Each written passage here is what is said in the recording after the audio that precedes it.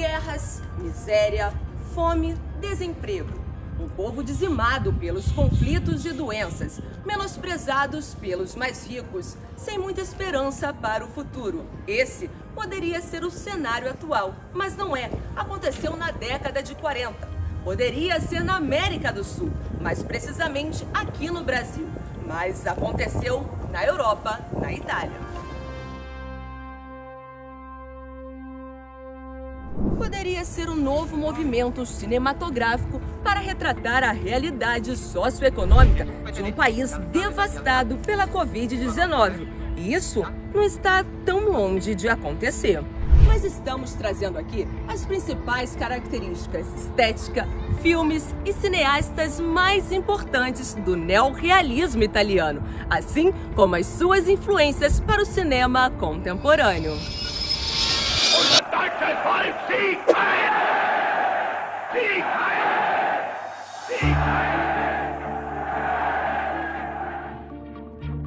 Ma la partita è decisa sin dal principio, poiché tra i principi che sorgono e che nascono e i principi... A Segunda Guerra Mundial foi o conflito mais sangrento da história.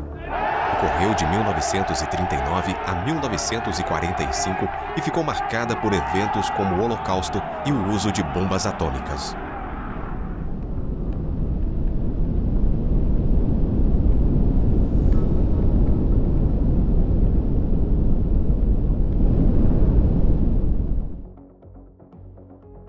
Os grupos que se enfrentaram na guerra foram os aliados, Reino Unido, França, União Soviética e Estados Unidos, e contra o eixo, Alemanha, Itália e Japão.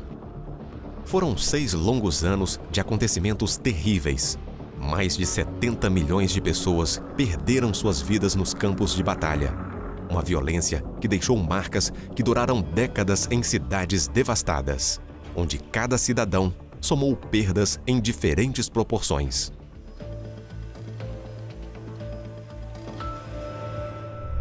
Assim como já aconteceu ao longo da história, os filmes e os cinemas buscavam retratar a realidade de um povo. O cinema neorrealista é o retrato da mudança de mente dos italianos e suas condições de vida, marcada pelas dificuldades sociais e econômicas. É o cinema mais político do mundo.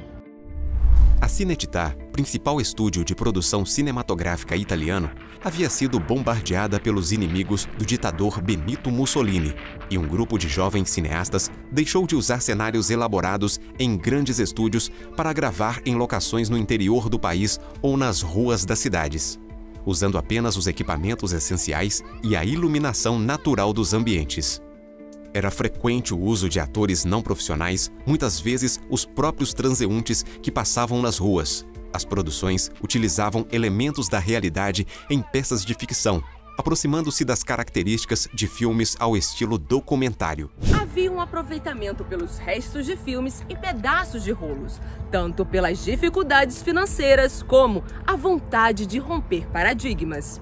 Havia também uma preocupação com o passado fascista do país e a valorização das emoções dos personagens.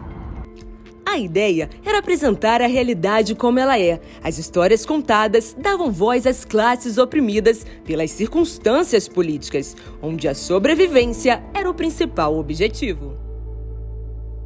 As principais obras do movimento são Vítimas da Tormenta, de 1946, dirigido por Vittorio De Sica, um retrato das crianças de rua na Itália pós-guerra. Ladrões de Bicicleta, de 1948, também dirigido por Vittorio De Sica, que conta a história de um desempregado na busca pelo seu único instrumento de trabalho, sua bicicleta que fora roubada. A Terra Treme, de 1948, dirigido por Luchino Visconti, onde um jovem pescador, junto com sua família, se revolta contra a exploração que sofre dos seus superiores. Arroz Amargo, de 1949, dirigido por Giuseppe De Santis. A história de uma jovem que foge das consequências de seus atos em campos de arroz do Vale do Rio Pó. Dois Vinténs de Esperança, de 1952, dirigido por Renato Castellani, onde um militar tem que encarar a dura realidade do pós-guerra e aprender a arte de sobreviver. O surrealismo italiano durou cerca de uma década, entre os anos de 1943 e 1953, com os principais temas pobreza e desespero, protagonizados por uma classe operária executando ações cotidianas, e eles começaram a incomodar uma nação com um desejo de prosperidade e mudança pós-guerra.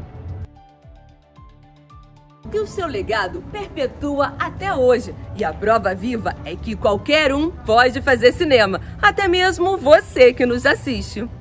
Você pode fazer isso na sua casa, no seu bairro, na sua comunidade e retratar a sua luta em meio às adversidades desse período tão turbulento que vivemos. É a comprovação de que os cineastas podem ser tão criativos quanto os escritores.